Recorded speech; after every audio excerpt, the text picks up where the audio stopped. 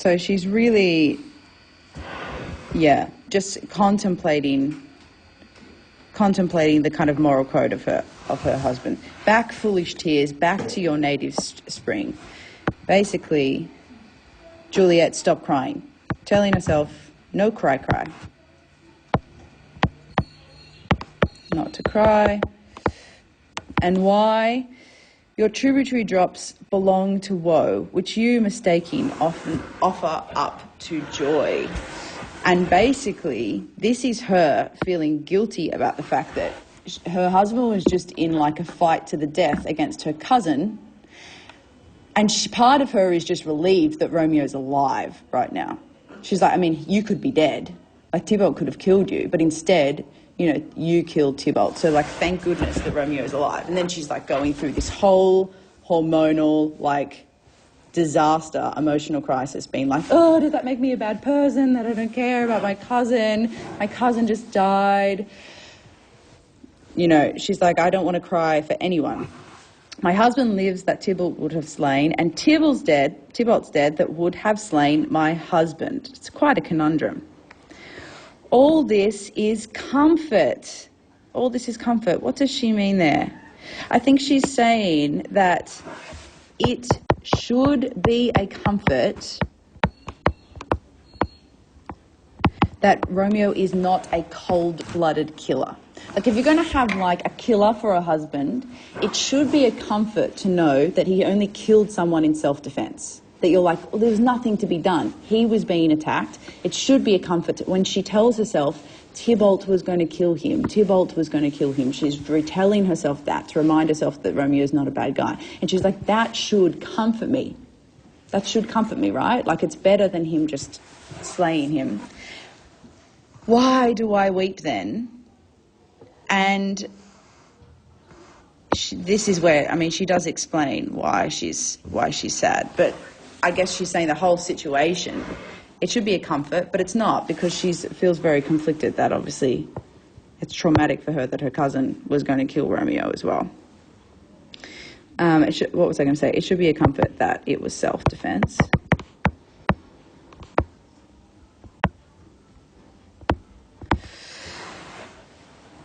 Why do I weep then? And this is her answering the question. This is why. This is why I weep. Some word there was worse than Tybalt's death. It's a word she's about to say. A word that haunts her. In fact, she says, that murdered me. And obviously it doesn't murder her. And you might think that that's a bit of a tactless use of word, considering that somebody has actually just murdered someone. And she says, oh, this word has murdered me. It's like, you know, a little bit too soon to be using this metaphor. But even so, she says, she uses this metaphor. Can anyone guess what the word is by doing a quick skim read ahead? What is the word that haunts her? Yes, Nicole, you got it. Is banished. The word banished kills her. And she says, oh, it presses to my memory like damned guilty deeds to sinners' minds, aka the idea that Romeo is banished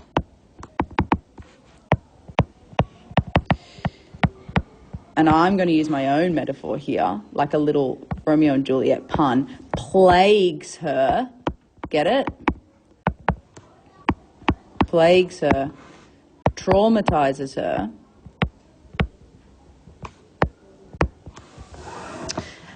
as though she herself just killed someone.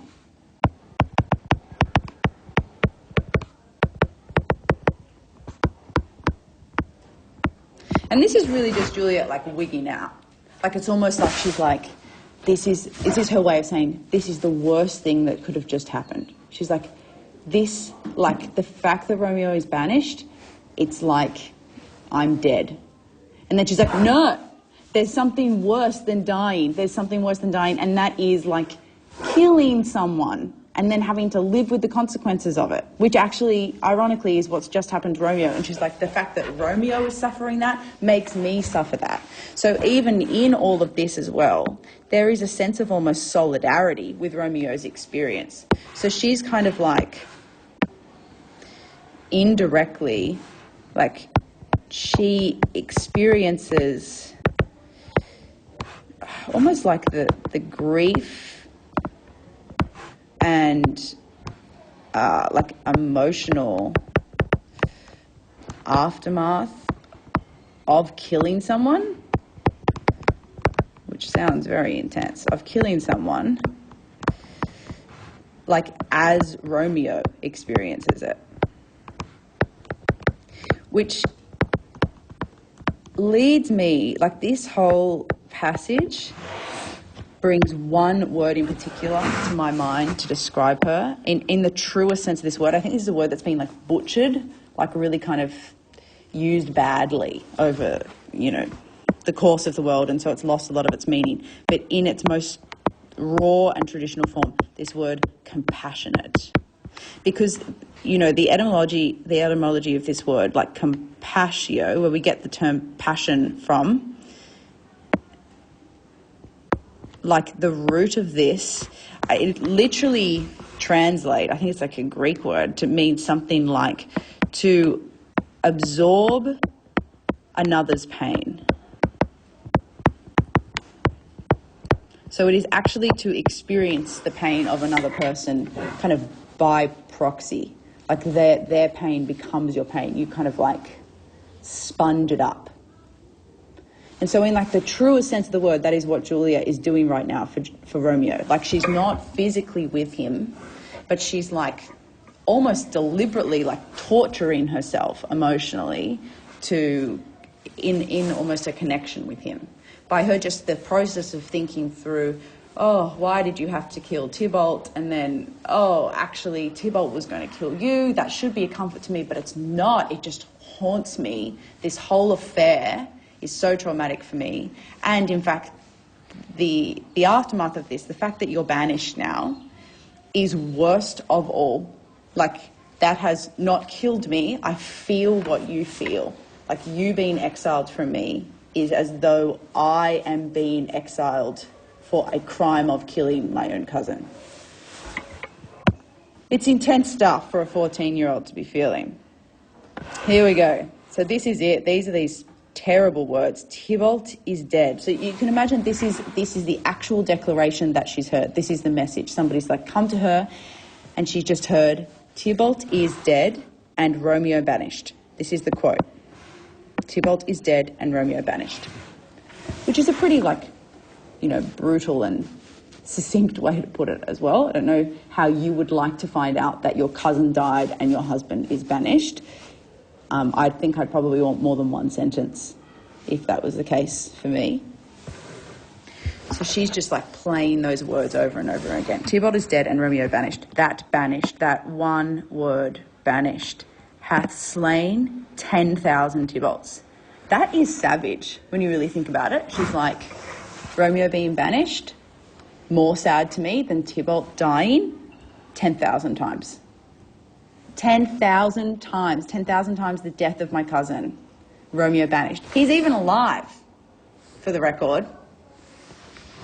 So you might think that Juliet is speaking very much in earnest here, and you're like, she's in love. That's really what it feels like. This is not hyperbole. I'm going to call it hyperbole.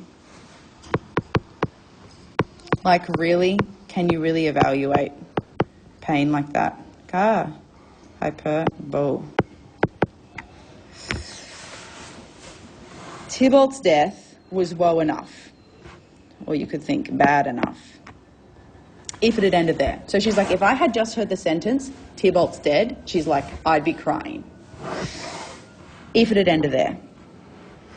And then she goes on to say, or if sour woe delights in fellowship, which really just means if bad things have to happen, if if many bad things have to happen at once, if that's like the law of the universe where like bad things happen in threes or bad things happen together, then she's like, if you had to put another bad thing after Tybalt's dead, then why did it have to be Romeo's banished? Why not it be your father or your mother or both have been exiled or dead?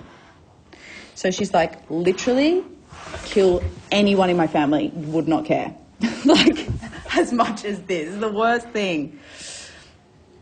But with this, you know, with this idea, with these words, Tybalt's dead, to follow that up with Romeo is banished, to speak that word, she's like, no, I wish it was father, mother, Tybalt, Romeo, Juliet, all slain, all dead.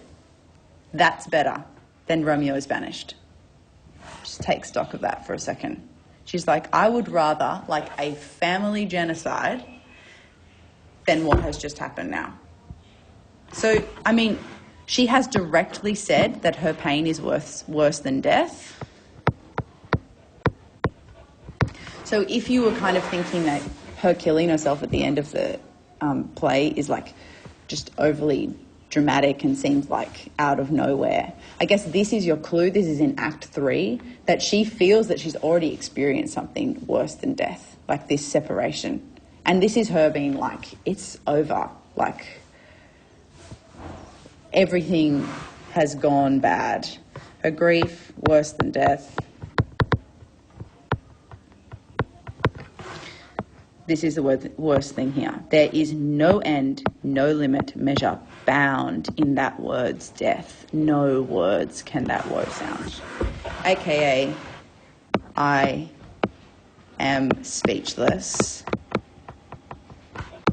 I cannot describe how sad I am.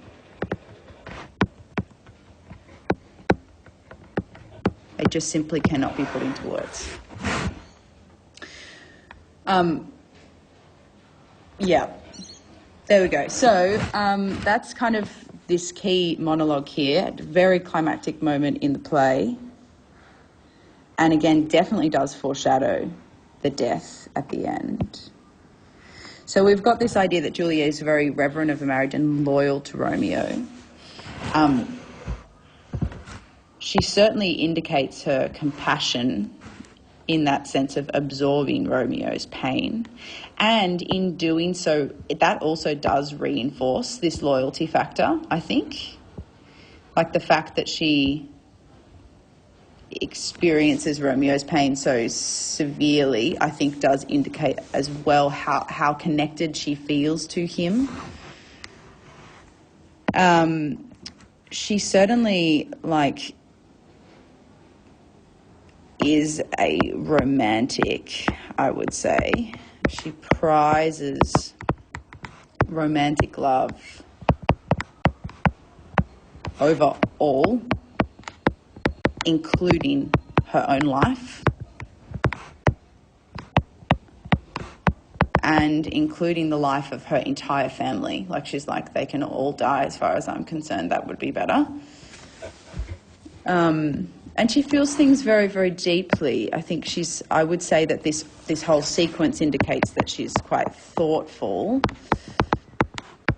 and contemplative. She kind of turns things over in her mind quite a lot. I mean, this is a very Juliet passage. Most of the times in which she speaks in the play, she is, you know, she's questioning. She kind of goes back and forth on ideas. And we do get this sense of, like, the end of the monologue is when she, like, comes to an emotional resolution. Like, it seems like the whole thing is about her trying to figure out what it is that she feels.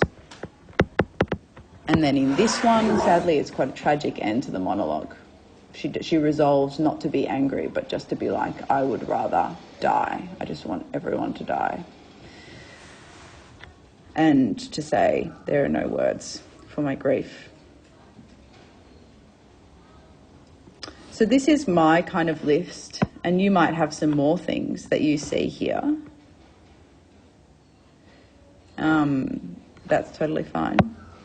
This is my list of things that I feel like I've learned about Juliet from this little passage.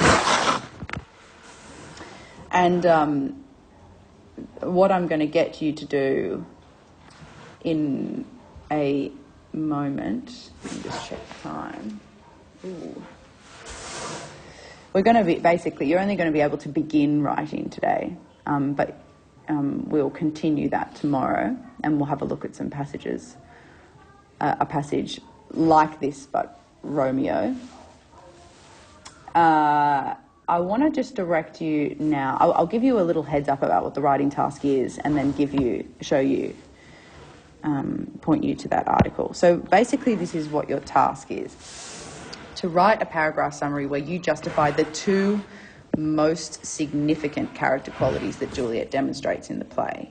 And you're not just going to be speaking about this scene, you're also going to be speaking about the scene that's analysed in the article. So you'll have kind of two textual stimuli to work with. And here's just an example of how you might start, if you've forgotten. So you could say, throughout William Shakespeare's Romeo and Juliet, Juliet consistently demonstrates that she is both. And if I was just to ask you now, like, Zach, do you mind turning on your camera for me? And just unmuting yourself.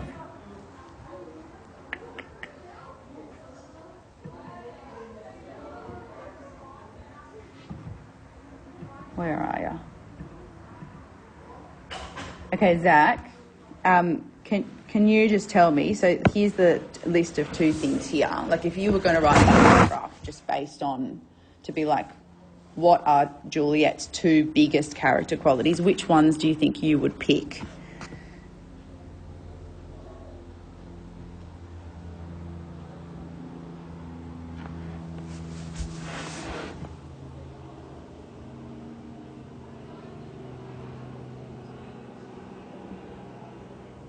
Yep, okay.